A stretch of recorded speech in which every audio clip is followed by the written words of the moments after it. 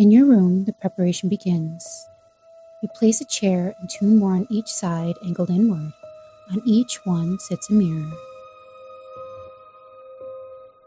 You're tempted to peek, catch a reflection, but you're not supposed to. You glance at a stuffed bear, familiar and tender, placed just out of sight, there, in case you need to remember. You hear the gentle hum from a fan blowing cold air from behind. Now you start counting down the minutes until 3:33. That's when you light the candle. So tuck yourself into bed and wait. Alarm blaring, the time has come to go back, to take your place. Nothing can be left to chance. Follow the rules exactly. Don't look in the mirrors. Instead, scan the room for fleeting silhouettes that narrowly escape your gaze. And you must keep the candle flame burning. Why? If it blows out, even if just for a moment, it's already too late. A knock, a bump, each thud drawing closer. Stay focused. Do not turn around. Besides, you'll feel it before you ever see it. Presence. It may be safe, calm, like someone you've met before, but perhaps it is wrong.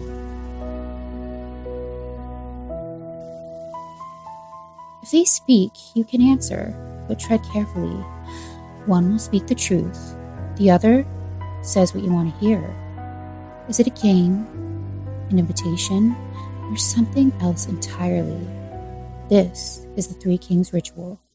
I'm your host, Melissa Nunez, and welcome to Candidly Cryptic, your source for all things strange, spooky, and unexplained.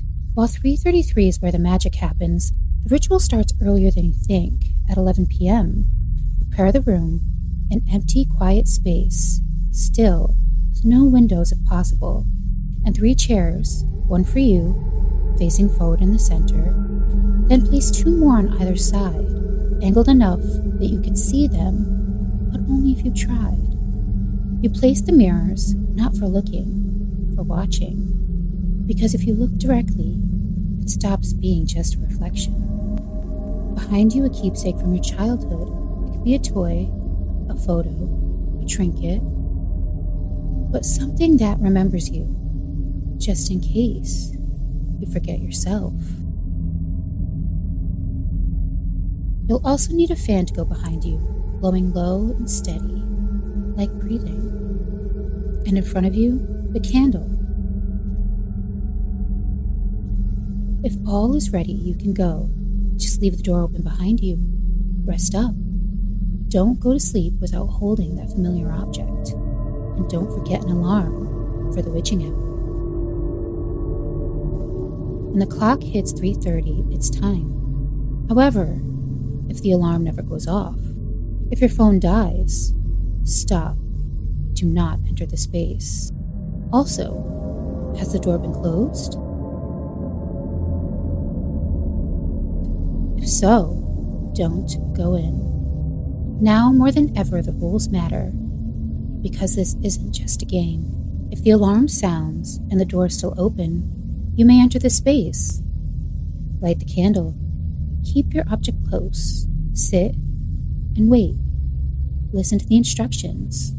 They will be your lifeline. Don't look directly into the mirrors. Don't let the candle go out. And don't leave your chair. And if something speaks, answer knowing you might not like the response. The ritual first appeared online around 2012, posted anonymously, and spread across forums like Reddit's No Sleep community. Almost immediately, people couldn't resist. They started trying it, or at least saying they did. One user wrote, "I never saw them directly, but I could feel them. 2 visitors, 1 calm, 1 not. One with information they already knew, things they have been avoiding. The other, telling them exactly what they wanted to hear. Another said, 'My reflection smiled, but I didn't.' They said the mirrors didn't just echo, they responded. Faces shifting, expressions lagging, something slightly off. And then there's the most common detail, not the visuals, not the voices. A feeling. Someone standing behind you. Close enough to touch, close enough to whisper. Remember, do not turn around. Here's where it gets interesting. Even skeptics agree something does happen, just not what people think. The Three Kings ritual is a modern urban legend, but the structure, it's not random, it's engineered. Psychologists point to something called the strange phase illusion. In low light, staring into mirrors for extended periods of time can cause the brain to distort faces, turning your reflection into something unfamiliar, even monstrous. Faces warped, and for some, identities changed, occasionally to that of a lost loved one, but to others, a stranger. This effect has been documented in controlled experiments by psychologist Giovanni Caputo, where participants reported seeing entirely different people staring back at them. Now add sleep deprivation, isolation, strict rules, rhythmic sensory input from the fan humming and the candle flickering, plus the added expectation. What you get is something closer to a self-induced altered state. Some researchers describe urban legends like these as sticky narratives, stories that balance realism and the supernatural, making them believable enough to try and strange enough to spread. The rules aren't just instructions, they're psychological priming. Every step pushes you deeper into a mindset where the brain fills in the blanks. Originally, the two guests never had a name. Some would later refer to them as the Queen and the Fool. But they may not be entities at all, just internal conflict personified. Truth versus desire, logic versus fear, reality versus imagination. In other words, you're not summoning something, you're confronting something. So why did this one stick? Why this game? Because it feels real, not ancient, not mythical. Accessible. 3 chairs, 2 mirrors, nothing supernatural required. And culturally, it fits perfectly into modern horror. The Three Kings ritual lives within the realms of creepypasta storytelling communities, YouTube Don't Try This challenges, TikTok reenactments, and analog horror aesthetics. Where the scariest part isn't what you see, it's the quiet thought that you could try this for yourself. By the time the candle burns low, you're not thinking about whether it's real or not. You're thinking about what you felt, what you heard, what almost showed itself just out of view. The Three Kings ritual doesn't open the door. It makes you question if one was ever closed.